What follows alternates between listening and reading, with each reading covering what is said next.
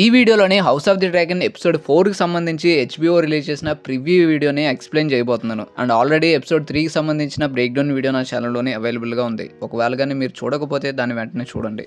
Next ఎపిసోడ్లోనే ఖచ్చితంగా ఒక war జరగబోతుందని చెప్పి ఈ ప్రివ్యూ చూసిన తర్వాత మనకు క్లారిటీ వస్తుంది. ఫస్ట్ షాట్లోని కూడా ఒక సోల్జర్ కనిపిస్తాడు. యాక్చువల్గా ఈ లొకేషన్ ఎక్కడ? లాస్ట్ ఎపిసోడ్లోని క్రిస్టియన్ కోల్ కొంతమంది ఆర్మీని తీసుకొని కింగ్స్ ల్యాండింగ్ నుంచి బయలుదేరుతాడు. యాక్చువల్గా తన ప్లాన్ ఏంటంటే క్రౌన్ ల్యాండ్స్లో ఉన్న రెనేరాకి సపోర్ట్ చేసే వాళ్ళందరినీ ఒక్కరొక్కరుగా ఓడించుకుంటూ వెళ్ళాలని. దానికి ఫస్ట్ వాళ్ళు రాస్బీ దగ్గర ఉంటారు. ఇక్కడే బేలా వాళ్ళు ఉన్నట్టు చూస్తుంది. బేలా వెళ్ళి రెనేరాకి చెప్తుంది. తర్వాత వీళ్ళు డస్క్ అండ్ డేల్ని సొంతం చేసుకుంటారు. దీని తర్వాత రూక్ రెస్ట్ దగ్గరికి వెళ్తారు. ఖచ్చితంగా ఈ ప్రివ్యూకి సంబంధించిన షాట్లన్నీ ఈ రూక్ రెస్ట్ దగ్గరే ఉన్నట్టున్నాయి. అండ్ దీని పక్కనే డ్రిఫ్ట్ మార్క్ అనే ఐలాండ్ ఉంటుంది.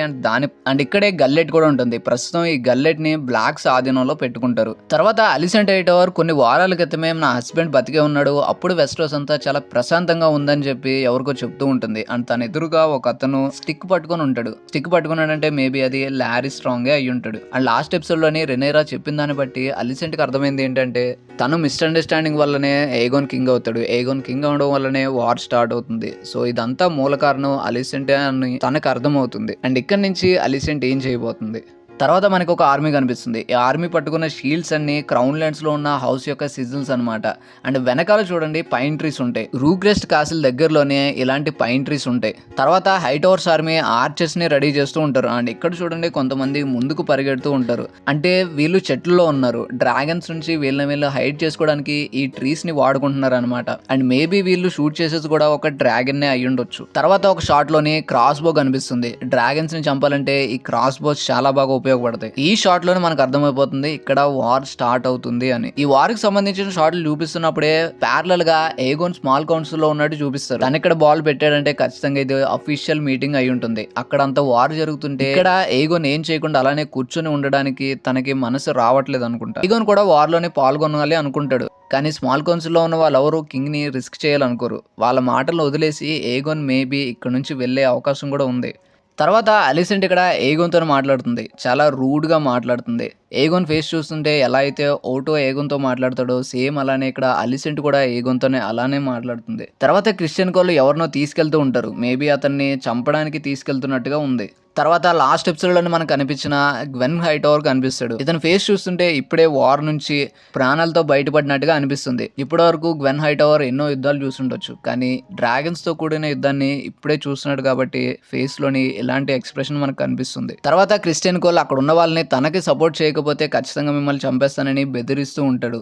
అండ్ తన ముందే ఒక అతన్ని తీసుకెళ్తూ ఉంటారు కూడా. తర్వాత షాట్ లోని అలిసెంట్ హైటవర్ ఒక డ్రాగన్ స్టాచ్యూని పట్టుకొని ఉంటుంది. యాక్చువల్ గా సీజన్ 1 లోని ఇది అలిసెంట్ వల్లే విరిగిపోతుంది. దాన్ని తయారు చేసింది కూడా విసేరిసే. తర్వాత అలిసెంట్ దీన్ని బాగు చేసి మళ్ళీ విసేరిస్కి ఇస్తుంది. సో దీన్ని చూస్తూ అలిసెంట్ తన హస్బెండ్ ని గుర్తు చేసుకుంటుంది. తర్వాత క్రిస్టియన్ కోల్ ఒకరిని చంపడం మనం చూడొచ్చు. మేబీ ఇతను రెనేరాకి సపోర్ట్ చేస్తానని క్రిస్టియన్ కోల్ దగ్గర చెప్పుండొచ్చు. అందుకే క్రిస్టియన్ కోల్ ఇతను చంపుతున్నాడేమో.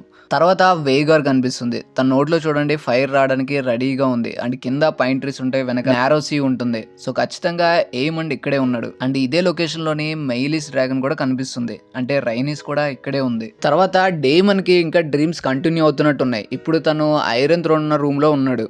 ఈ డ్రీమ్ వస్తున్నప్పుడే బ్యాక్గ్రౌండ్ లోని రెనేరా డైలాగ్ వస్తుంది. ఈ రెమ్లామ్ ని రెనేరా కాపాడుతుందని చెప్పి విసేరిస్ నమ్ముతాడు. అదే రెనేరా ఇంకొకరికి చెప్తుంది. ఇప్పుడు రెనేరాకి అర్థమయ్యేది ఏంటంటే ఈ వార్ మొత్తం జరిగేది అలిసెంట్ చేసుకున్న ఒక మిస్అండర్స్టాండింగ్ వల్ల. ఈ వార్ ఆపగల శక్తి రెనేరాకి గానీ అలిసెంట్ గానీ లేదు. అయినా సరే రెనేరా తన ప్రయత్నం చేయాలనుకుంటుంది. ఎందుకంటే ఈ రెలమ్ ని కాపాడాల్సిన బాధ్యత రెనేరా మీద ఉంటుంది. అదే వాళ్ళ ఫాదర్ తనకిచ్చిన బాధ్యత. తరతరాల నుంచి టార్గెరియన్స్ తప్పకుండా చేయాల్సిన పని.